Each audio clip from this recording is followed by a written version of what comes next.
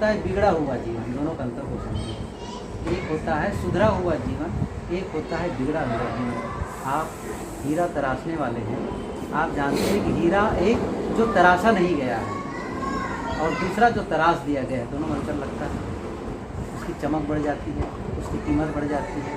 यही जीवन है। एक जीवन जो तराशा नहीं गया है, दूसरा जीवन जिसको तराश दिया गया है, दोनों कितना अंतर है।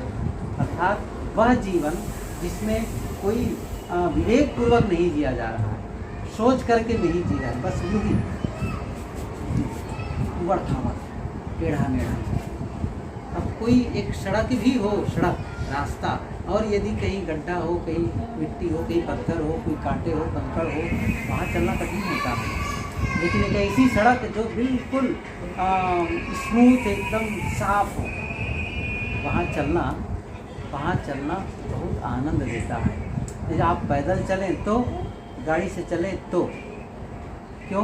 वो एकदम से सही है। ऐसी जीवन है, सीधा सरल, अर्थात उसको तराशा गया है। तराशने का मतलब क्या होता है? तराशने का मतलब क्या होता है? कहीं कहीं आप सभी जाते हैं गार्डन में, तो गार्डन में गार्डन में क्या होता है कि वहाँ जो पौधे लगे होते हैं उसको तराशा जाता है, या कहीं आकृति बनती है, कहीं मनुष्य की, कहीं ऊँट की, कहीं हाथी की जाल होता है, उसमें पत्ती चढ़ा दी जाती है बेली, और उसको फिर आकृति देते हैं, तो ऐसा लगता है जैसे हाथी खड़ा है। हाथी नहीं है, वो पत्ती है, केवल पत्ती है। लेकिन कैसे किया गया है? माली ने क्या किया है? तराशा गया है। क्या किया है? जो उस हाथी को देखने में, हाथी दिखने में जो पत्ती सहयोगी थे उसको बचा दिया और बाकी को निकाल दिया। ये तराशना है। बस ऐसे ही जीवन का है, यही जीवन का सिस्टम है। जीवन का क्या सिस्टम है? जो हमारे जीवन के सुख और शांति के अनुभव करने में सहयोगी है उसको रक्षा करो, और जो हमारे सुख और शांति के विरोध में है उसका हम हटा दें। जीवन यही तराशना है, जीवन यही तराशना है। जैसे कुशल यहाँ से बाथरूम से निकला और नाश्ता किया, और अभी बाल में कंघी नहीं किया है, और इतने कहीं फ़ोन आ गया, चलने लगा, तो मुक्ता बहन क्या बोले, अरे कम से कम बाल तो संवार लो। तो क्या होगा? एक बाल जो संवारा नहीं गया, दूसरे जो संवार लिया गया है, कौन अच्छा लगेगा? जो संवारा गया है। यही जीवन है, यही जीवन है। ये कपड़े आपने वॉशिंग मशीन से निकाल करके सुखा दिए, और सुखा करके फिर ले आए और ला करके सबको पूरे घर भर के कपड़े लाए और अलमारी में ठूंस दिए, और 2 दिन के बाद पहने तो पहनने में कैसा लगेगा? अच्छा नहीं लगेगा।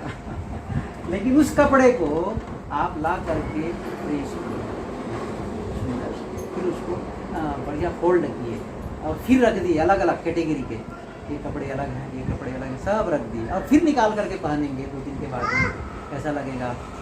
अलग लगेगा। कपड़े तो वही हैं, लेकिन दोनों की फीलिंग्स बदल जाएगी। यही है जीवन की दशा। एक जीवन जो बिना सोचे जी रहा है, बिना समझ के जी रहा है, और एक समझ पूर्वक जी रहा है, समझ पूर्वक, और समझ के साथ साथ में उसको एक्शन में ले रहा है। मैंने कहा ना कि गलत अंशों को हटा देना, अच्छे अंशों को रख देना। तो फिर क्या करना है? क्या शरीर के बाहरी आकृति में के लिए पहल करना है? वैसे तो कर लेते हैं, जानवी बहुत करती, आते हैं ब्यूटी पार्लर में, संवारते हैं, सजाते हैं उससे जीवन थोड़ी सुंदर हो जाता है, उतने मात्र से। चेहरा भले सुंदर दिखेगा, क्यों? चेहरा भले सुंदर दिखेगा, क्या जीवन उससे सुंदर हो जाता है? नहीं। तो उसका मतलब ये हुआ, जीवन को सुंदर बनाना है, जीवन को सुखमय बनाना है, तो जीवन कुछ भीतर है हमारे, जो भीतर है, भीतर वो क्या है? हमारे सोचने की शैली, सोचने का तरीका, बोलने का तरीका और करने का तरीका, बस इसी को ठीक करना है, इसी को ठीक करना है। यदि हम जीवन को सुंदर बनाना चाहते हैं तो हम केवल मकान को सुंदर बनाकर जीवन को सुंदर नहीं बना सकते। सुंदर गाड़ी खरीद करके हम जीवन को सुंदर नहीं बना सकते, और सुंदर कपड़े पहन करके भी हम जीवन को सुंदर नहीं बना सकते। कि कभी आ रहे थे ना, हाँ। तो मैं यही बोल रहा था हाँ, कि बाहर से बहुत विकास हो गया, अभी विकास- भीतर बाकी है। भीतर बाकी है। कि बाहर तो हो गया। वो करना है, वो करना है। विशाल को बड़ा मन था कि मैं मुंबई जाऊं, फिल्म दुनिया में काम करूं। थोड़े दिन के लिए गए, कहा साहब वहाँ के जो डार्क, नहीं मुझ में कमी थी, मुझ में कमी। वो मुझे भाया नहीं, जो मैं एडजस्टमेंट नहीं कर पाया। ये बार बार कहती वहाँ जाने, मैं कहा भेज दो थोड़ा सा देख लें, दुनिया देखा है बेटा। तो समझ में आया, कहने का मतलब भीतर देखना, वो तराशना। मैंने कहा विचारों को तराशना, शब्दों को, अपने एक्टिविटीज को तराशना है, वो जीवन को सुंदर बनाता है। वो जीवन को सुंदर कैसा सोचना है, मैं कैसे सोचूं, सबसे पहला पता चाहिए कैसे सोचूं। एक पुस्तक मैंने पढ़ी है, कैसे सोचें, क्योंकि हम लोगों को पढ़ने का तरीका बताया जाता है, बोलने का तरीका बताया जाता है, चलने को सिखाया जाता है, खाने पीने को सिखाया जाता है, सोचने को नहीं सिखाया जाता है। सिखाया गया है कैसे सोचें, न पढ़ाया जाता है, न इसके बारे में घर वाले बताते हैं, न स्कूल वाले बताते हैं। कैसे सोचें, जीवन यही महत्वपूर्ण है। मैं कई बार ये उदाहरण दिया करता हूँ। एक लेखिका हुई हैं लुइस एल हे, बताया, वो अमेरिकन लेखिका है। उनकी एक पुस्तक है you can live your life, उसकी एक मूवी है, कभी देखे होंगे, छोटी सी मूवी है और पुस्तक भी है। यू पढ़ी है ना? हाँ, आप हाँ, you can heal your life, आपको बताया था जी।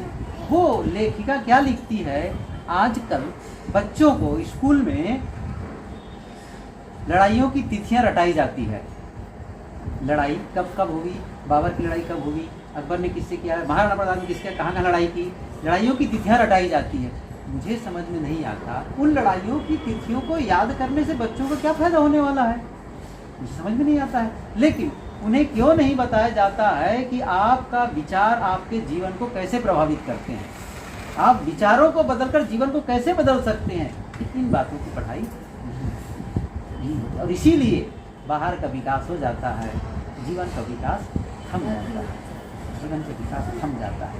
अध्यात्म यही सिखाता है, भीतर से बदलो, भीतर से बदलो, आंतरिक विकास करो, और वो है अपने विचारों को तराशना, गलत विचारों से अपने को हटाना, अच्छे विचारों को रखना, अच्छे विचारों से जीवन का काम करना। और उसी प्रकार शब्दों को, देखिए मैं एक बात कहूँ, हम गलत विचार सोचें, गलत शब्द बोलें और गलत काम करें तो उतना ही समय लगेगा जितना अच्छा काम करने में, अच्छे शब्द बोलने में, और जितना अच्छे विचार सोचने में उतना ही समय लगेगा।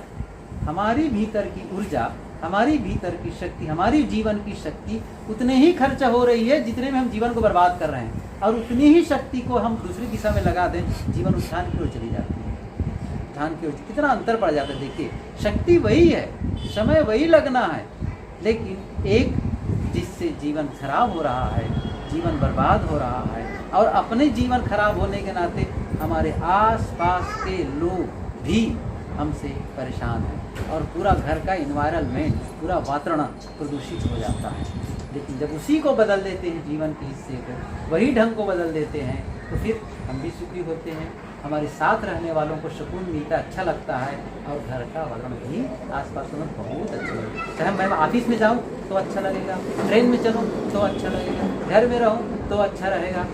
और यही गड़बड़ है, नकारात्मकता है, निगेटिविटी है। तब जैसे एक कोई शरीर में आप परफ्यूम लगा लेते हैं, सही है, तो क्या होता है, सुगंधी फैलती नहीं फैलती, कहना पड़ता है फैलो फैलो, नहीं, आपकी उपस्थिति ही बता देगी, बस आपकी उपस्थिति कि वहाँ से सुगंधी निकल रही है। इसी प्रकार से आपकी अच्छी भावना, अच्छे विचार वो पसरती है, और गलत विचार वो भी पसरते हैं, सही भी और गलत भी। हम कहीं भी जाते हैं तो प्रभाव छोड़ के जाते हैं। जब आते हैं, जैसे हम लोग आए अभी, अब जब जाएंगे ना कुछ छोड़ के जाएंगे, सही है। एक ख्याल आया, एक बस थी, तो बस में चाहे वो सिटी बस हो चाहे दूर की बड़ौदा जाने की भी बस रही, तो एक स्टाफ में एक मैडम, एक महिला बैठती है, तो अब उनका स्वभाव कुछ ऐसा था, जैसे गई यात्रियों के साथ लड़ना झगड़ना, जोर जोर से बोलना, सबसे सारा सन्नाटा, सत्य माने जब है ये तो ठीक है, बोलती रही चिल्लाती रही, मुझे वहाँ मेरा सामान वहाँ रखना है, वो करना है, मेरा मुझे वहाँ बैठने की जगह वो, ये सब चलता रहा जब तक रही। फिर उनका स्टेशन आया तो स्टाफ आया, उतरने लगी तो कंडक्टर ने क्या कहा कि मैडम आप कुछ छोड़ के जा रही हैं। तो फिर अपना बैग चेक करती है, सब देख लेती है पूरी तरह देखने के बाद नहीं मेरे सारे सामान है, क्या छोड़ा, कुछ नहीं छोड़ा, क्या छूटा है। तो कहें आप अपना बुरा प्रभाव छोड़ के जा रही है, बुरा प्रभाव छोड़ के जा रही है। सही, तो हर आदमी प्रभाव छोड़ के जाता है। क्यों? अच्छा, नहीं बोलेंगे तो भी प्रभाव छोड़ के जाते हैं, नहीं करेंगे तो भी प्रभाव छोड़ के जाते हैं। क्योंकि मैं कई बार कहता हूँ कि हर आदमी एक रेडिएटर की तरह है, रेडिएशन क्रिएट करता है अंदर से। रेडिएशन जैसे मोबाइल से हमेशा रेडिएशन क्रिएट होते रहता है ना, वैसे ही है, तरंगें निकलती रहती है। वो किसके आधार पर? हमारे विचारों के आधार पर, सोच के और भावनाओं के आधार पर वो निकलती है। अच्छी भावना है, अच्छे विचार हैं तो एक पॉजिटिव तरंग निकलेगी, और यदि वो नकारात्मक है, निगेटिव है तो वहाँ से विषैली तरंग निकलेगी और आसपास के वातावरण को प्रदूषित करेगी। अध्यात्म यही सिखाता है, आप भीतर को खोलो, विचार। मैंने क्या कहा अभी, उतना ही तो समय लगेगा सोचने में, उतना ही तो समय लगेगा बोलने में, अच्छा बोलो या गलत बोलो, लेकिन रिजल्ट बदल जाएगा, रिजल्ट बदल जाएगा। जैसे ये देखो, हम सबके पास में हाथ है और सबके पास हाथ है, इन हाथों से मैं किसी के सामने जा कर के हाथ जोड़ करके प्रणाम कर सकता हूँ। सही। अच्छा, किसी को ज़रूरत हो, तकलीफ़ हो तो मैं उनकी सेवा कर सकता हूँ इन्हीं हाथों से। अच्छा, किसी की ज़रूरत हो, कुछ देना हो तो मैं दे भी सकता हूँ, चाहे रुपये दूँ चाहे वस्तु दूँ, इन्हीं हाथों से दे सकता हूँ। अच्छा, इन्हीं हाथों को फिर एक दूसरा प्रयोग भी कर सकता हूँ, किसी को थप्पड़ भी लगा सकता हूँ, हाथ तो वही है। अच्छा, किसी के सामान को पकड़ के मैं ले सकता हूँ, सही, हाथ वही है, लेकिन एक अच्छा समय उतना ही लगेगा, ऐसा नहीं लगेगा, उतना ही लगेगा, लेकिन क्या हो गया, अच्छा हाथ जोड़ उतना और एक थप्पड़ लगा दिया, समय कितना लगा, बराबर लगा, लेकिन रिजल्ट बदल गया, रिजल्ट बदल गया। एक यही है, यही समझना है कि क्या करना है, कैसे प्रयोग करना है जीवन का, इंद्रियों का कैसे प्रयोग करना है। इस चीज़ की जिसके जीवन में समझ आ गई वो जीवन को समझना। इसी प्रकार शब्द बोल रहा हूँ, जैसे एक आदमी से कहता हूँ मैं, तुम बड़ा बेवकूफ़ आदमी हो, ठीक, बोलना उतना समय लगा। अच्छा, उसके बाद वो मैं नहीं कहता, क्या कह रहा हूँ, आप भले इंसान हैं, कितना अंतर हो गया, समय दोनों बराबर लगा, लेकिन दोनों का रिजल्ट बहुत अंतर।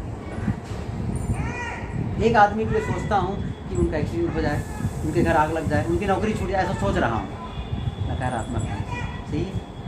एक तरीका ये है। दूसरा तरीका क्या है, भला हो उनका, वो हर दिशा में अभी विकास करे, उनकी समृद्धि हो, वो स्वस्थ हों, उनके बाल बच्चे विकसित हों, एक ढंग से सोचने का कितना अंतर पड़ गया दोनों में। सोच तो वही है, सोच तो वही है, लेकिन वो एक सोच है जो हमें जीवन को नकारात्मक की ओर ले रही है, और एक ऐसी सोच जो हमें उत्थान की ओर ले रही है, उत्थान। और जब हमारे भीतर में विकार आते हैं, दोष आते हैं, तो सबसे पहला नुकसान हमारा, जैसे मैं यहाँ से बैठ के सोच रहा हूँ अकेले में कि उनके बारे में गलत सोच रहा हूँ, द्वेष नफरत और घृणा के भाव जग रहे हैं, तो जिनके प्रति मेरे मन में द्वेष और नफरत है उनको कब नुकसान होगा वो अलग विषय हुआ, पहला नुकसान मेरा, पहला नुकसान मेरा। और यदि मैं किसी के लिए सोचता हूँ, उनके प्रति प्रेम और मैत्री का भाव जगता है, करुणा का भाव जगता है, उनके विकास का भाव जगता है, और तो उनको कब होगा वो अलग है, लेकिन मेरा फायदा शुरू हो जाएगा। कैसे? एक इतना बड़ा बर्तन हो, उसमें हम कोयले का अंगारा, कोयला जलता हो, उसको भर दें बर्तन में, तो सबसे पहली जो आंच लगेगी, पहली गर्मी किसको लगेगी, उस बर्तन को, उसके बाद में आसपास सही बहरा जाएगा। लेकिन हम क्या कर रहे हैं, उस आग को निकाल के फेंक दिए, हटक, उसमें डाल दिए बर्फ़ के टुकड़े, फ्रिज से निकाले बर्फ़ के टुकड़े, उसे भर दिए पूरे बर्फ़ से, तो शीतलता पहले किससे मिलेगी, उसी बर्तन को, फिर बाद में। तो हमारे अंदर हम क्या रख रहे हैं, आग रख रहे हैं कि बर्फ़ रख रहे हैं, अर्थात वो नकारात्मकता, गलत विचार रखे हुए हैं, तो हम जलेंगे। और अच्छे विचार रखते हैं, अच्छी भावना रखते हैं, हम शीतल होंगे और हमारी शीतलता का प्रभाव आसपास के लोगों पर पड़ेगा। ये है जीवन है। और ये जो काम करता है ना वही कुशल है, बाकी सब अकुशल है। कुशल वही है। कबीर साहब की पंक्ति है, कुशल कहत कहत जग दिन से कुशल काल की फांसी। सब पूछो कैसे भैया, कहो कुशल मंगल आनंद है। अरे फिर बैठे, सही कह रहे हो, कैसा है जीवन, सब घर वाले सब ठीक ठाक है, क्या बताएं, घर के लोग तो दुश्मन है। शिकायत शुरू, कंप्लेन शुरू, सही है, कहाँ कुशल है। केवल कहने कुशल वही है जिसका मन स्वस्थ है, कुशल वही है जिसका शरीर स्वस्थ है, कुशल वही है जिसका आपस का संबंध मधुर है, कुशल वही है जिसके जीवन में पर्याप्त अर्थ है, धन है, जो अपनी जीवन गुजर के लिए पर्याप्त धन अर्जन करता है, कुशल वह है, कुशल वह है, उसी की कुशलता है जिसका मन प्रसन्न रहता है, शांति से भरा पूरा है। बाकी कोई कुशलता नहीं है, सब व्यर्थ है, सब व्यर्थ है। सही है।